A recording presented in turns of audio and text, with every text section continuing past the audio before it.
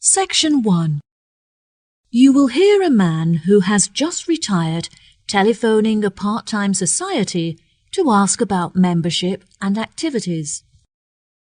First, you have some time to look at questions 1 to 5.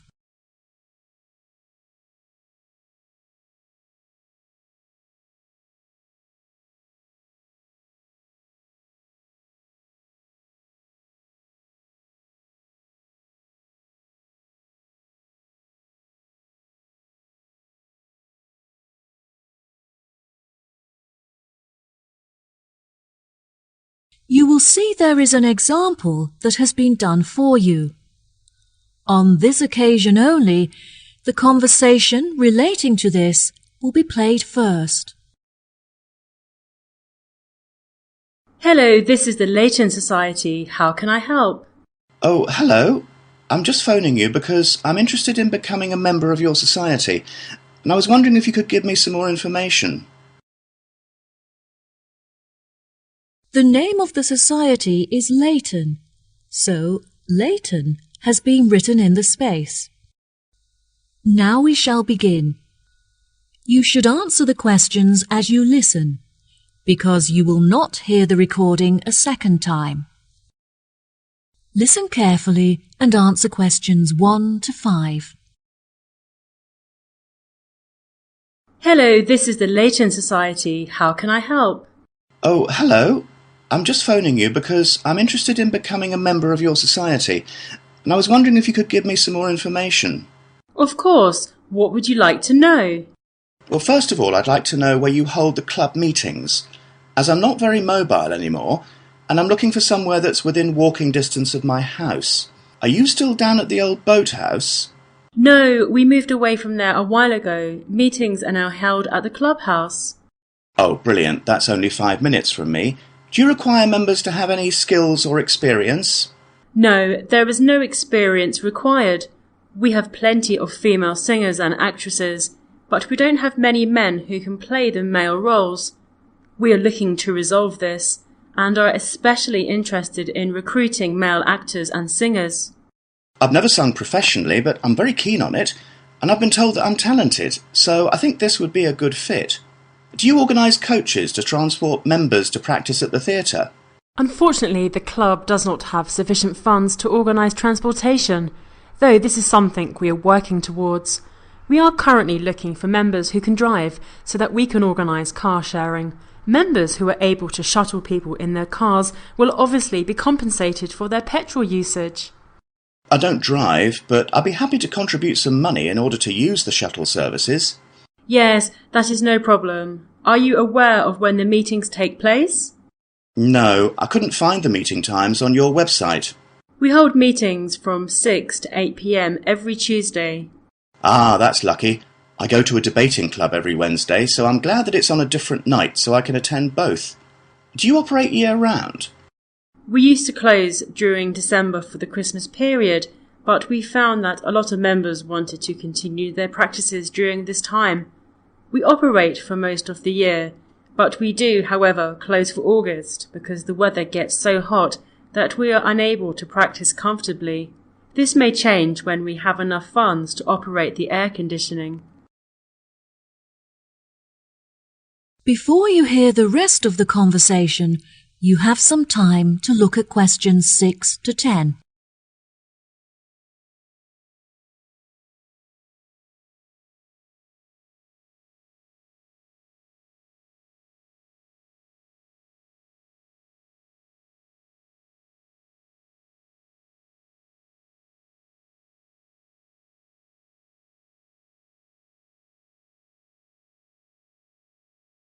Now listen and answer questions 6 to 10.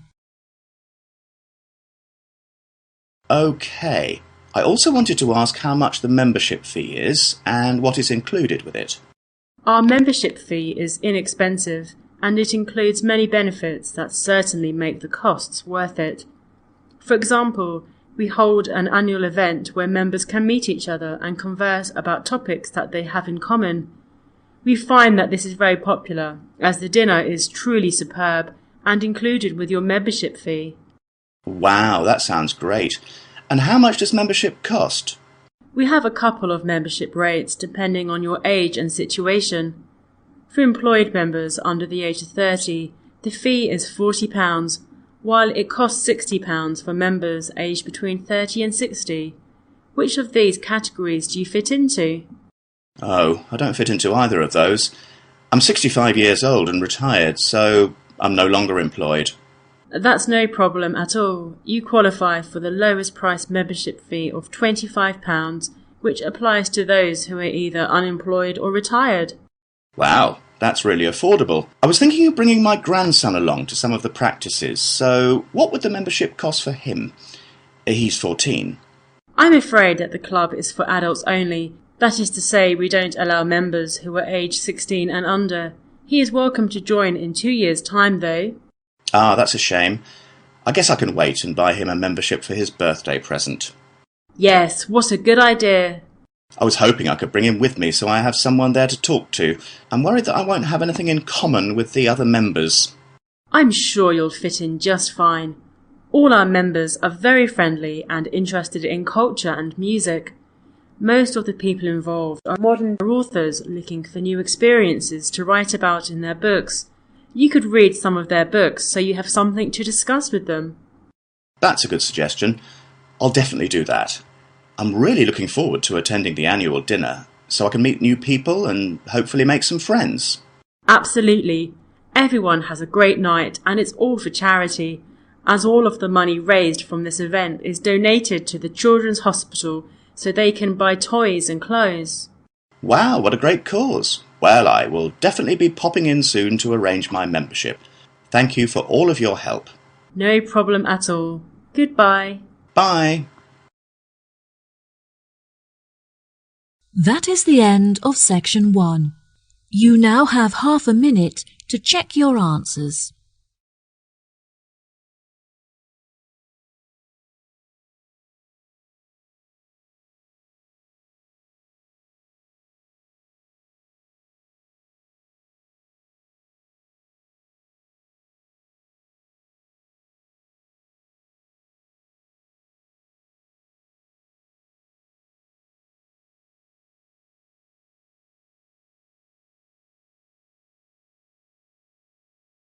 Now turn to section 2.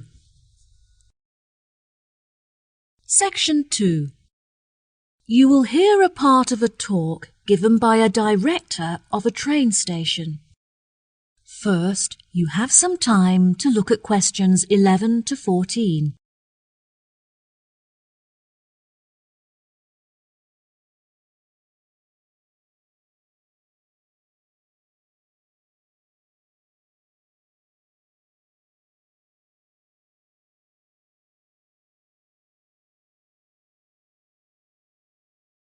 Now listen carefully and answer questions 11 to 14. Hello, and thank you for attending this meeting. I have called it to discuss station matters, as there have been a number of changes made, and I want to ensure that you are all filled in. Well, as I'm sure you will all have heard, there are plans underway to make some alterations to the station complex. Though we did the reconstruction work that occurred last year, from the data collected this year, we have learned that our station is too small to cope with a large number of visitors passing through it on a daily basis. However, relocation is unnecessary, which means you, our staff, will be unaffected and can continue with your work as normal. We have decided that our only option is to make the area bigger by building new platforms and new facilities, such as cafes and lounge areas. We have already purchased the site on which these new facilities will be constructed. We had initially planned to build on the site of the old industrial buildings. However, tests carried out on the soil and water showed that it was too highly contaminated with waste from the industrial processes. Instead, we have purchased the site just across the road, on which there used to be a lot of houses that were later converted into shops. These buildings will, of course, be demolished to make room for our new facilities. What is going to be built on this new site? I see you thinking to yourselves. There have been a lot of ideas put forward by all the parties involved. Initially, the station had planned to use the site as a car park. However, we decided this would be a very unsatisfactory way to occupy the space. Instead, we have hired an architect who has an exciting vision to transform the site into a large leisure centre complete with cafes, shops and a lounge where visitors can relax.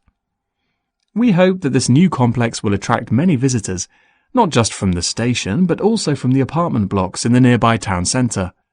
As part of the construction works, we are also going to create new formal gardens where visitors can enjoy the greenery and sit outside in the fresh air.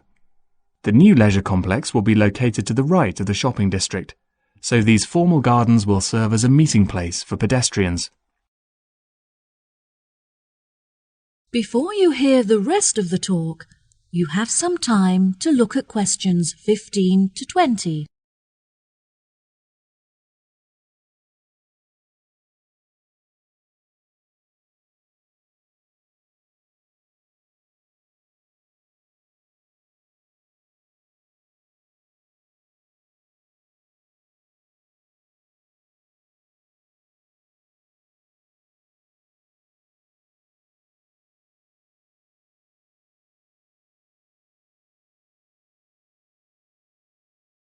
Now listen and answer questions 15 to 20. Now, I'm delighted to be able to introduce you all to the plans for our new complex, so if you could please focus your attention on the maps in front of you. We will start at the main entrance and make our way towards the cafe, which is located behind the wall that we can see directly in front of us, just next to the rear entrance. In this position, the cafe is obscured from the entrances, which will keep the space warm and also create an intimate atmosphere. Once visitors arrive at our station, they often need further transport in order to reach their homes. Therefore, we have introduced a taxi rank with its own waiting area. In order to reach these facilities, the visitors must simply leave the complex via the rear entrance and turn left. Visitors who have travelled to the station by car can leave it in the car park for a small fee, which is located just outside of the rear entrance to the right. At present, our station does not have an internal seating area for passengers, so they are forced to wait for their trains outside on the platforms, which can be particularly unpleasant during the winter. We have, therefore, decided to introduce a passenger waiting area inside the new complex to the right of the rear entrance, with comfortable seating where passengers can pass the time comfortably in the warmth. As this space is a distance away from the station, we have also proposed a waiting area for wheelchair users that is closer. As visitors enter through the main entrance, this space will be located behind the wall to their left. Finally, we have also decided that it would be a great idea to introduce a new tourist office, where visitors can get maps and information on our wonderful town. We want this new office to be easily accessible, so visitors entering through the main entrance will find it directly to their right. Now, I think that's all I have to tell you. Please feel free to ask any questions if you would like to know anything else. That is the end of section 2. You now have half a minute to check your answers.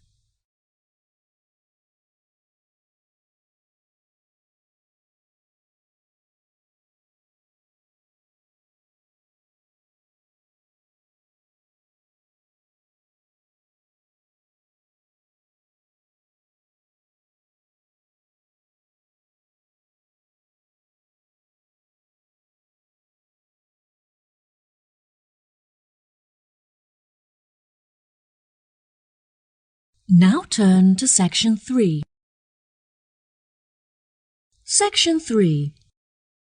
You will hear 3 students discussing an experiment they're interested in. First, you have some time to look at questions 21 to 25.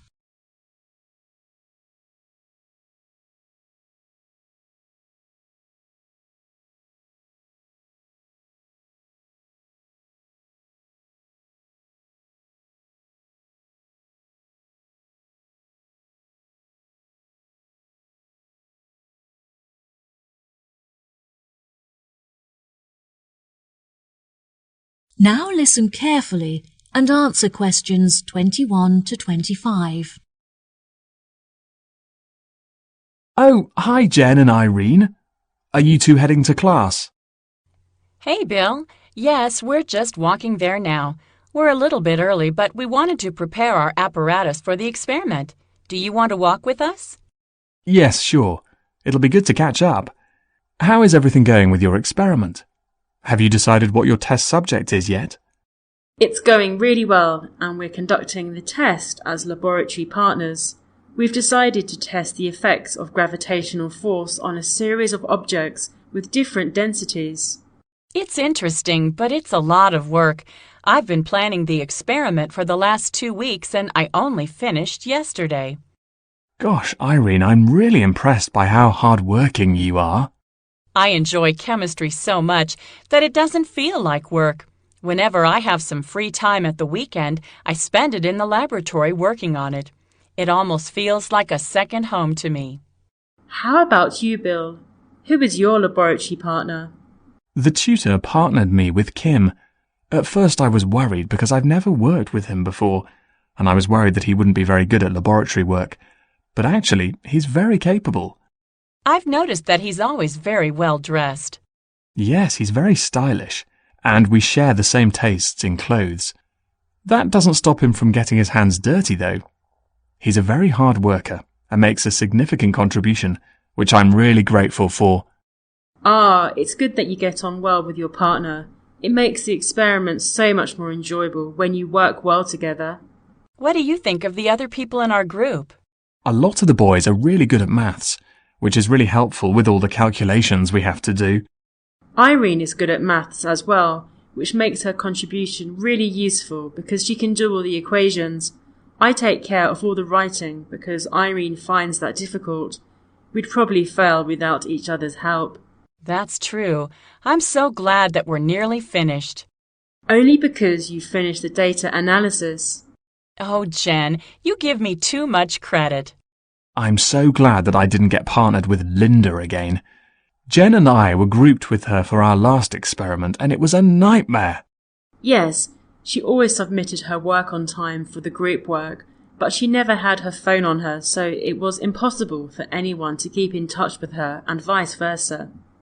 Her attitude was pretty annoying, but in all fairness, she was a very hard worker because she realized the amount of work needed to get a high score. Jen is such a hard worker. In fact, she has been invited to work on the professor's personal project. Wow, that's amazing. Well done. Why were you picked? I thought he would pick one of the students that he's closer to, but he told me he was impressed with me because I always complete reading the assignments in time for class. I bet you'll be really popular among the other students when they find out. They'll all want to hear about the project.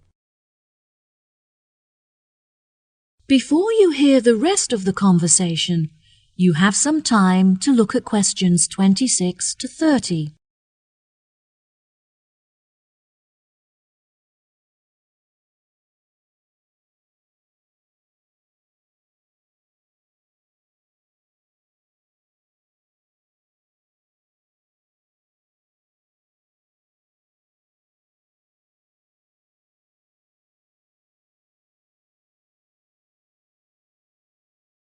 Now listen and answer questions 26 to 30.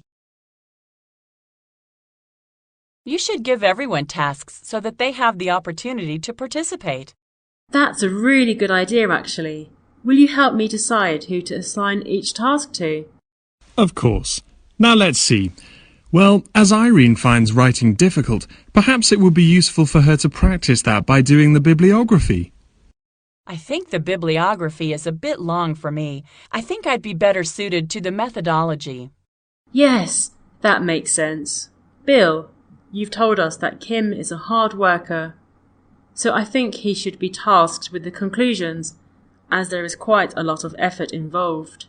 Okay, sure. I know that Kyle hasn't been feeling well, so he should take care of the abstract and the acknowledgement because there is very little work to be done for those tasks. Jen, do you want to review some of the literature? It's a lot of work, but I know that you really enjoy writing, so I'm confident that you'll do a good job. Sure, sounds great. Right, so that leaves the bibliography and the discussion to assign.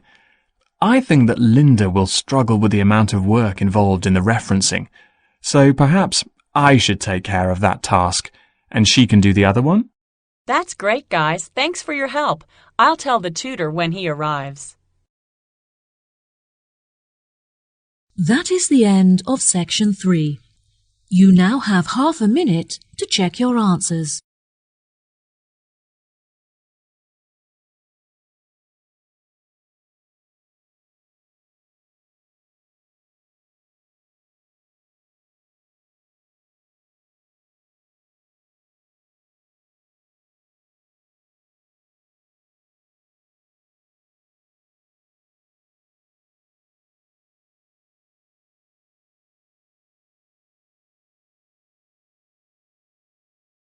Now turn to section 4.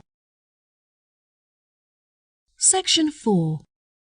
You will hear a talk on research in nanotechnology. First, you have some time to look at questions 31 to 40.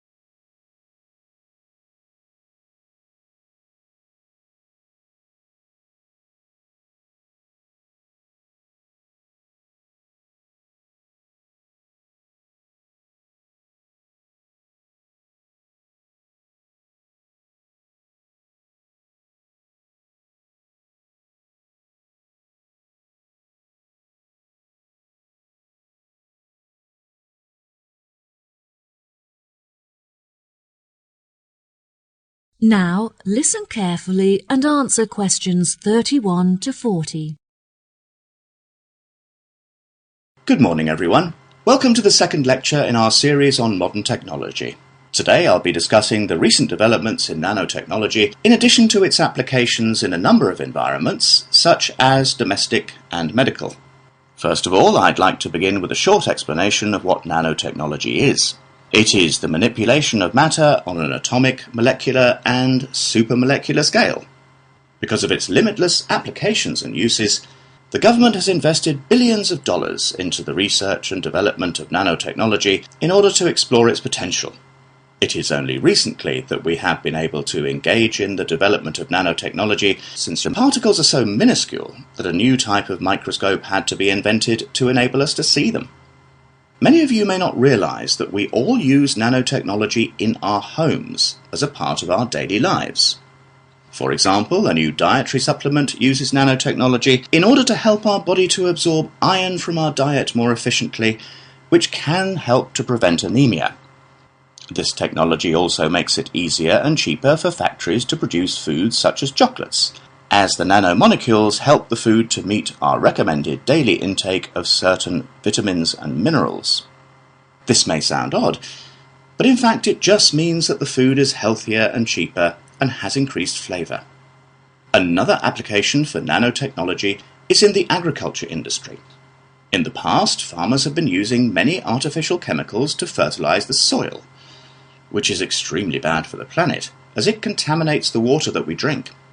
By using nanotechnology, scientists have been able to develop a spray which increases the efficiency of fertilizers that occur naturally in the soil. This means that a lot more food can now be produced per square hectare, making it cheaper and more efficient to grow without harming the planet. One of the industries upon which nanotechnology has had the biggest impact is the production of pharmaceuticals. One of the most commonly occurring illnesses is food poisoning, as many foods have naturally occurring contaminants that can be harmful if eaten without being thoroughly cooked. Nanotechnology makes it possible for us to sterilize the food and make it safe to eat by killing these bacteria. A major success in the use of nanotechnology in the medical field is in the treatment of cancer. Researchers have found that they can attach medicine to nanoparticles, which are then injected into the body and enable the therapeutic drugs to be absorbed into the veins. These drugs then travel throughout the blood system and target cancerous tumours. Scientists have also discovered that certain metals contain nanoparticles that have antibacterial qualities with the ability to destroy over 650 types of bacteria. These metals are used, for example, on fridges to prevent the growth of bacteria. They can even be woven into materials to create clothing that is self-cleaning and has an attractive metallic appearance. The most popular of these materials contains silver, which naturally has the strongest antibacterial qualities. These clothes have a special tag on them to show that they use nanotechnology, so keep a lookout for them next time you go shopping. Another observation made by some researchers showed that certain types of nanoparticles called splifferines can destroy fat tissues and therefore stimulate fat loss without the need for dieting or exercise. They are currently developing a supplement that can be ingested in order to help dieters with their weight loss programs. It is predicted that these supplements will be on the market by 2020. I would like to finish today's lecture with a final example of a domestic application for nanotechnology: cosmetics. Nanoparticles are used in many makeups and body lotions, but they have the greatest effect in sun cream. Ultraviolet rays given off by the sun are a serious cause of skin cancer, but the nanoparticles in sun cream protect the skin against the sun by blocking the ultraviolet radiation from entering the body. This is why you must always wear suntan lotion on the beach. Now, I'd be happy to answer any questions you may have. That is the end of section 4. You now have half a minute to check your answers.